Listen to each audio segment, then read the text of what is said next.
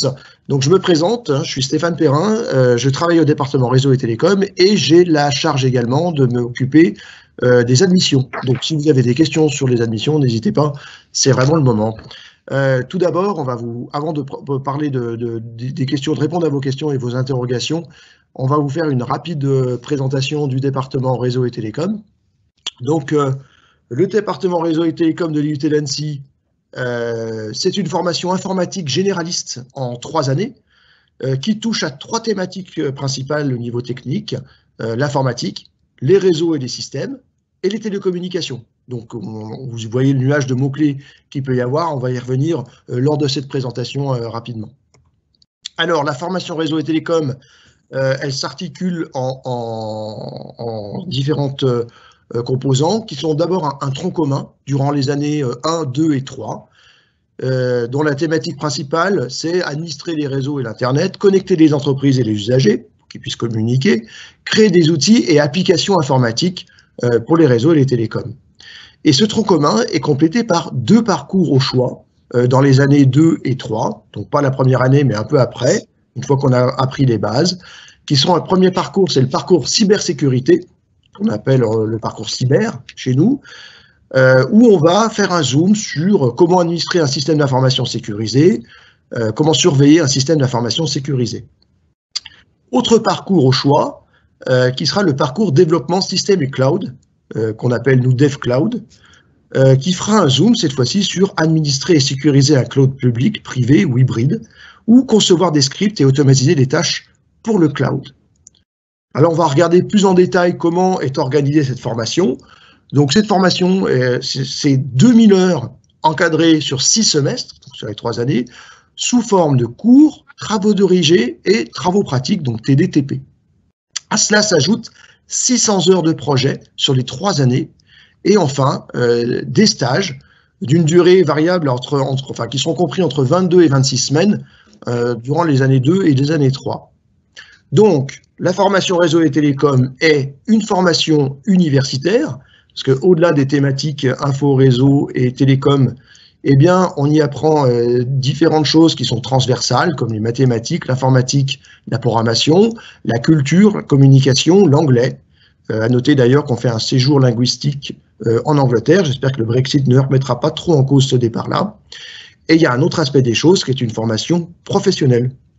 Alors, au sens où elle est professionnelle, c'est qu'il y a des stages, donc le stage long en 3e année, assez long en 2e année, donc 22 ou 26 semaines au total, ce qui est conséquent, et puis des projets avec des mises en situation professionnelle où on va travailler notamment en équipe. Enfin, et ça c'est spécifique à Annecy, nous délivrons les certifications Cisco et StormShield, puisque nous sommes Cisco Academy, et de la même manière, on délivre les certifications StormShield qui sont plus axées sur la sécurité. La formation RT, plus en détail, qu'est-ce que c'est? Alors déjà, on a une pédagogie par projet qui est privilégiée. Donc, dans les différents projets que l'on a, on a par exemple des projets transversaux de communication qui démarrent dès la première année d'ailleurs, avec par exemple des réalisations de sites internet, donc surtout la communication, à destination d'entreprises ou d'associations, ou encore des organisations de conférences. Sur les aspects techniques, on commence par des projets informatiques. Alors par exemple, on a un projet qui porte sur la réalisation d'applications web dynamiques, qui mêlent du dynamique, des bases de données, avec par exemple des sites d'achat ou de réservation. Ou alors des applications qui sont reliées à l'Internet des objets. Enfin, on réalise aussi des applications pour smartphones Android. Autre grosse partie des projets qui sont les projets techniques longs, qui ont attrait à l'informatique, les réseaux ou les télécoms. Là, le but, c'est d'élargir et d'avoir quelque chose de très approfondi, de mise en situation professionnelle, qui permet de développer l'autonomie, le travail en équipe et l'organisation de gestion de projet. Alors, des exemples que je vous donne ici, et c'est une liste non exhaustive, ça peut aller de l'outil de surveillance et sécurisation d'un réseau informatique, la mise en place d'un hotspot Wi-Fi sécurisé, administration de Windows Server, développement d'applications web ou Android, déploiement d'un réseau pour l'Internet des objets, cloud, administration et sécurisation de serveurs virtualisés, sécurisation par VPN et analyse d'attaque, donc par règle dynamique de pare-feu en fait. Voilà, quelques exemples de ce qu'on peut réaliser. Alors, les moyens pédagogiques, ben là, on est en virtuel, donc c'est difficile de vous faire visiter. Hein, il faudra peut-être revenir, d'ailleurs, à cette occasion, aux journées portes ouvertes, si elles ont lieu physiquement. Mais voilà, on a 7 salles de travaux pratiques d'informatique et de réseau, et de télécom. On a des salles de laboratoire où on a des oscilloscopes, enfin, du matériel pour faire des mesures d'acquisition de signaux. On a une grosse salle de serveurs avec des baies, et vous avez des serveurs physiques qui permettent aussi de virtualiser et de faire du cloud. Voilà pour l'équipement. Et si on parle non pas d'équipement, mais de l'équipe d'encadrants, voilà, c'est une quarantaine de personnes qui interviennent. Il y a 13 permanents, des enseignants-chercheurs, des enseignants de d'autres départements, etc.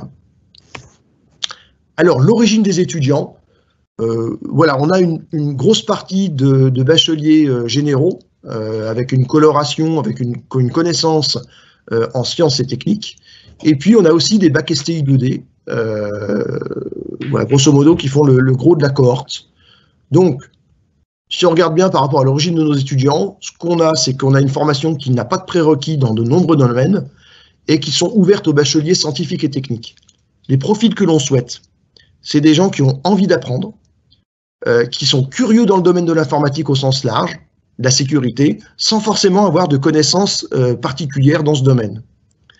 Et il y a par contre une connaissance de base scientifique et technique à avoir, de manière à quand même prendre les nouveaux modules et les nouveautés voilà, qui s'appuient quand même sur des connaissances techniques ou scientifiques.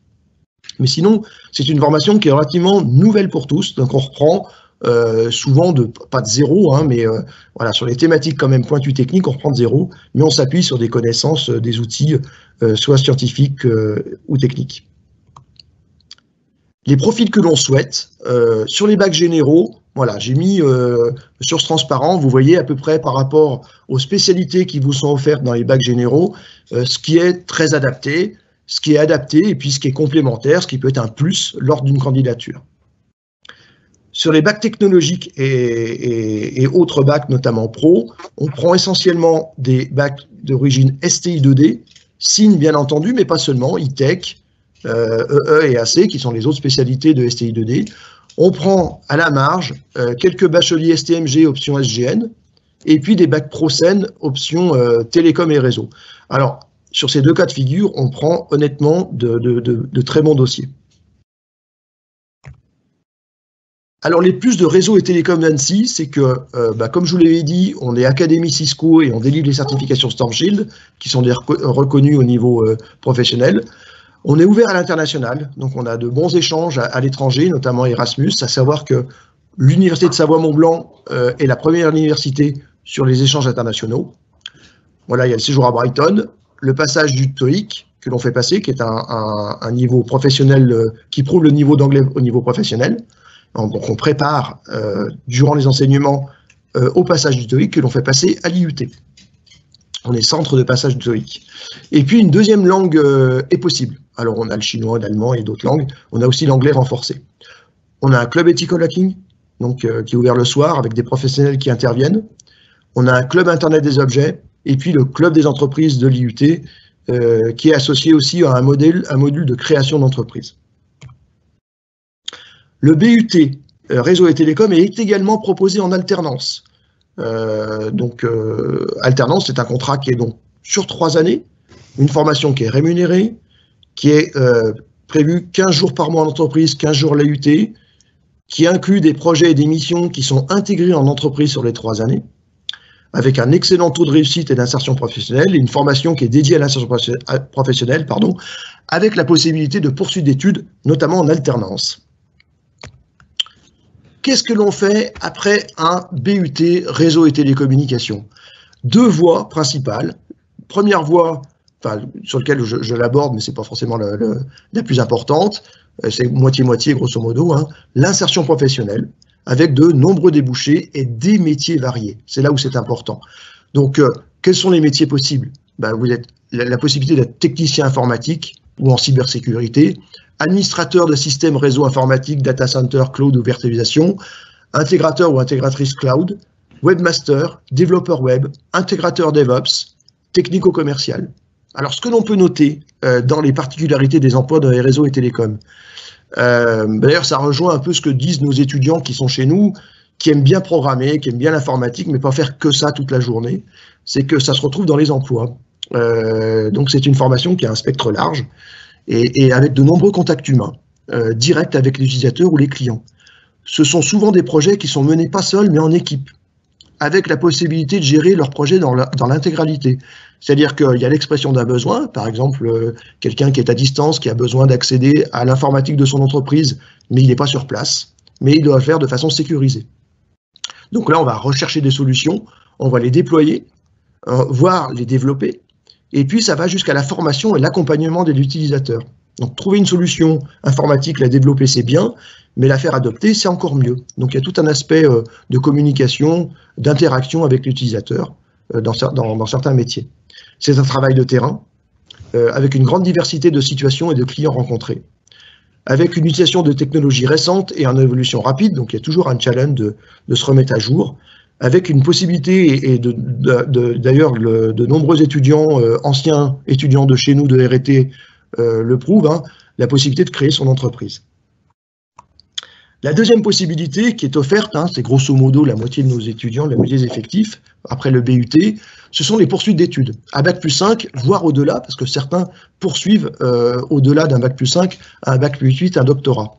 Alors, bien entendu, les écoles d'ingénieurs, dans le domaine informatique, informatique et réseau ou télécom, des masters techniques, par exemple réseau et télécom, l'informatique, les réseaux, les télécoms et légalement, et également des masters orientés plutôt management. On a par exemple le master informatique et management d'entreprise qui est proposé sur Annecy, mais ce ne sont pas les seuls. Voilà, alors les contacts, vous les avez sur notre site web, les voici également dans cette présentation, et puis j'en ai terminé et on a plutôt laissé la place aux questions.